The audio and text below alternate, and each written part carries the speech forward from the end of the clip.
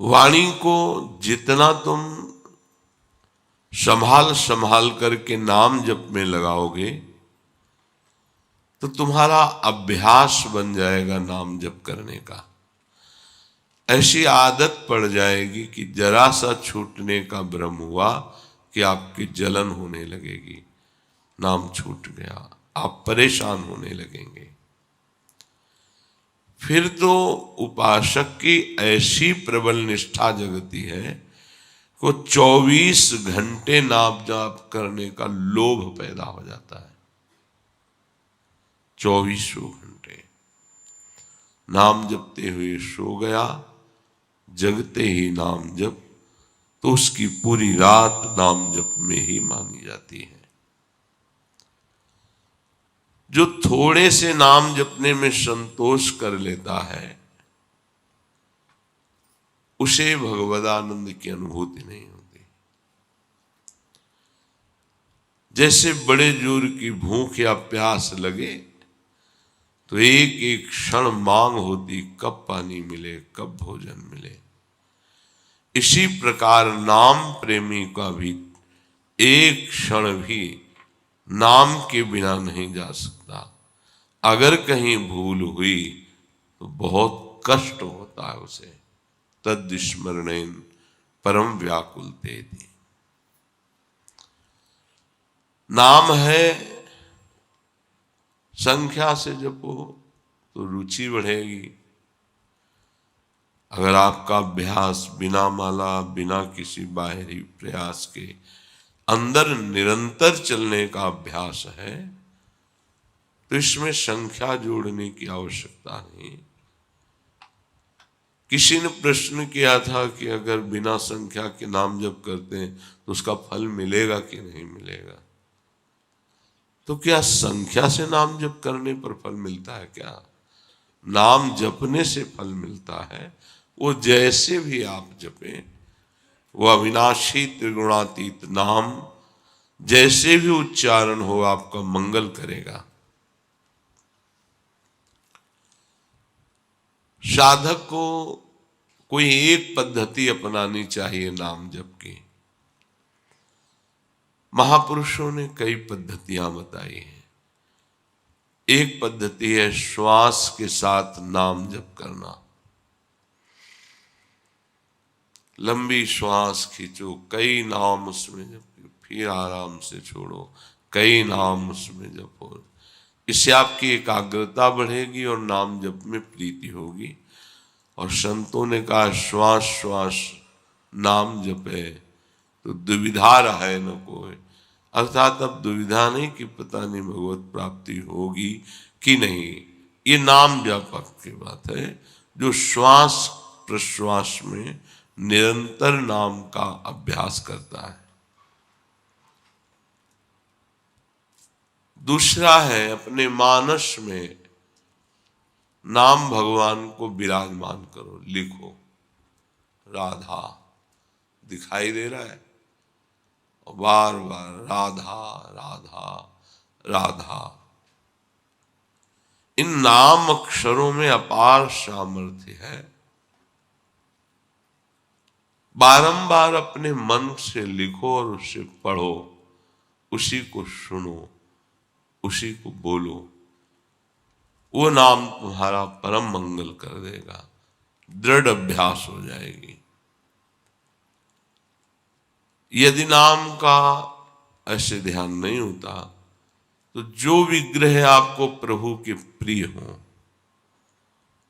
उस विग्रह को अपने पास रखें, थोड़ी थोड़ी देर में दर्शन करें, फिर वही नाम जप करते हुए मानस पटल पर आराध्य देव का चिंतन। राधा वल्लभ लाल को हृदय ध्यान, मुख नाम।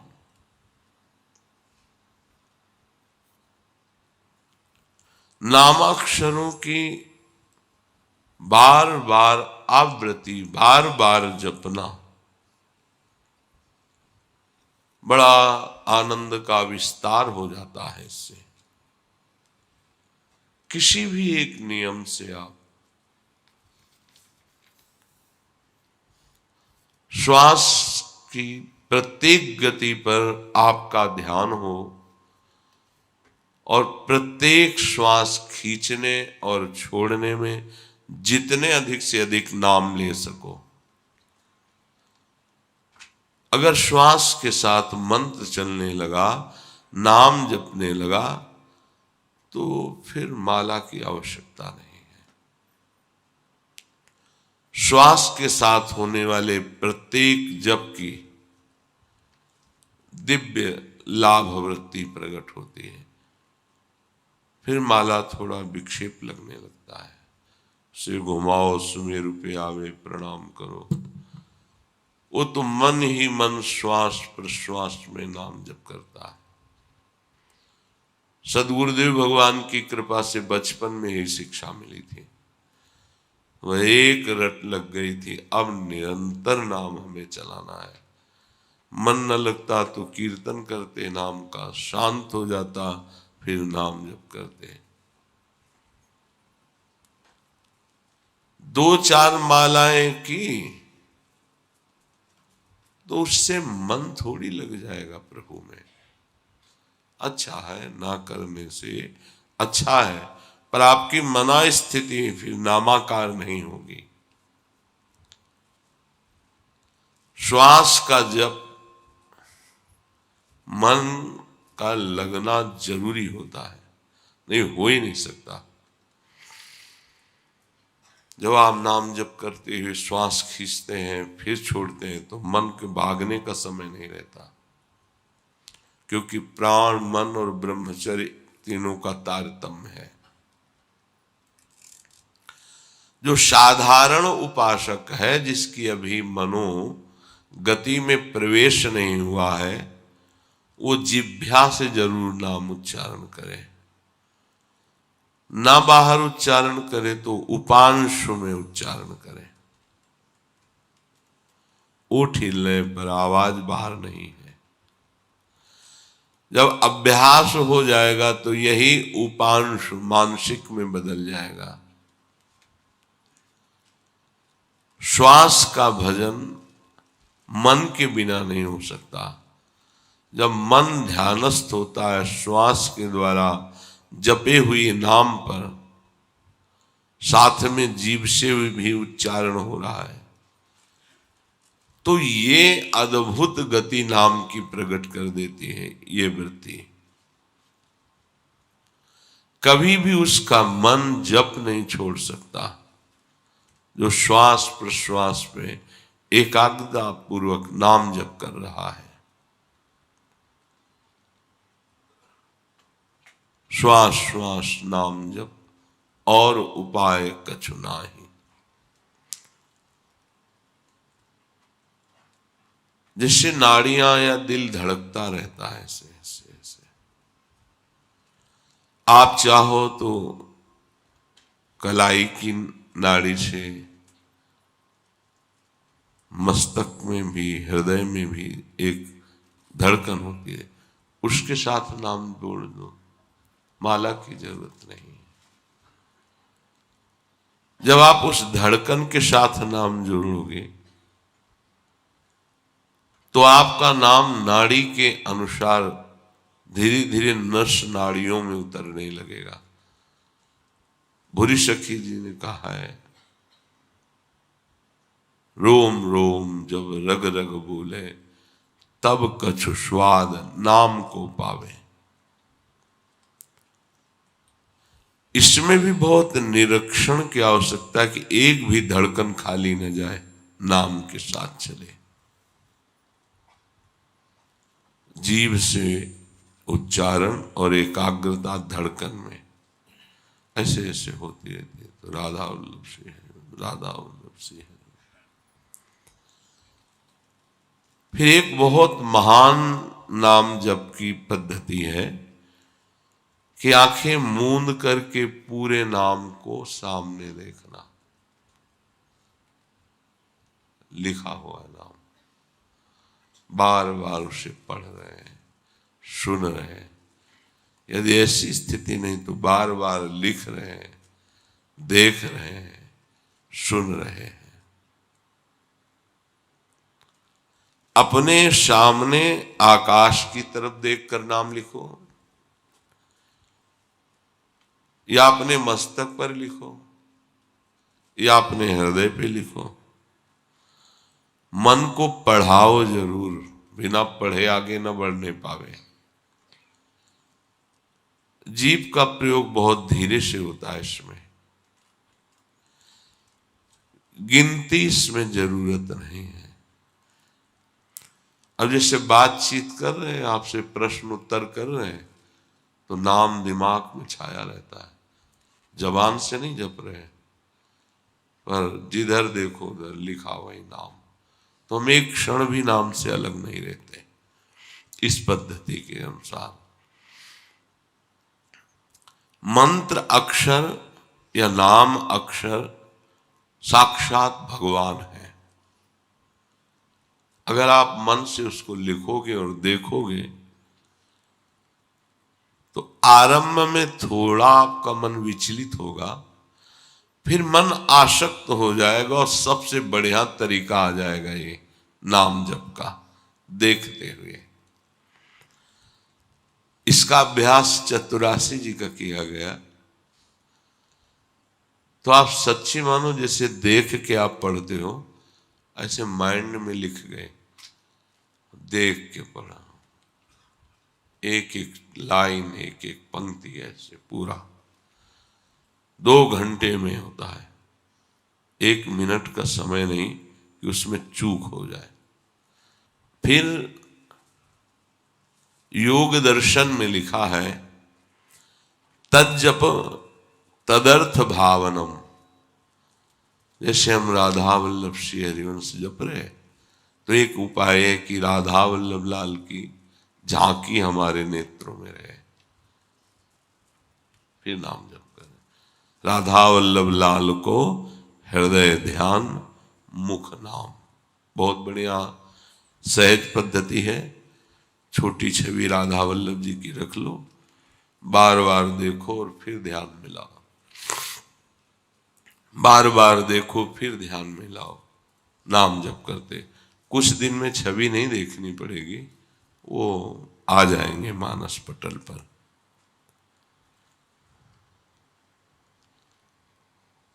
चाहे जिस मार्ग का पथिक हो, नाम के बिना सदगति प्राप्त नहीं है। ओमित्येकाक्षरम ब्रह्म व्याहरन माम निस्मरन यह प्रयाति त्यजन देहम शयाति परमाम गतिम। गीता जी में भगवान श्री कृष्ण कह रहे हैं कि ओम एकाक्षर नाम मुझ ब्रह्म का ही है। इसका उच्चारण करते हुए यदि मेरा ध्यान किया जाए, मुझ परमात्मा का ध्यान किया जाए, तो वो शरीर छोड़कर कैवल्य परम पद को प्राप्त होता है। मनुष्य अगर अपने आराध्य देव की मूर्ति का ध्यान जबान से और कान से भगवान नाम जो जप रहे हैं उसका श्रवण, तो ये उत्तरोत्तर मंत्र नाम उतरता है।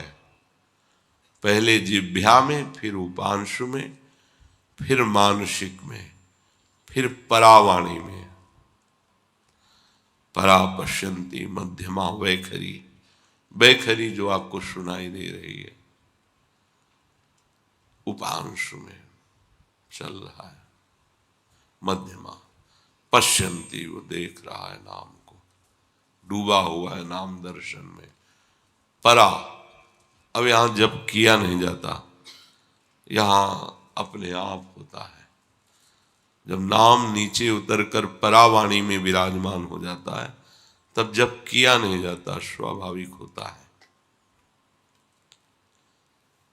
ऐसे अभ्यास से उत्तम नाम जब प्रारंभ होता है, जिसकी नाम में रुचि और महत्व बुद्धि हो गई, विश्वास करो बेड़ा पार नहीं करना, पार हो गया।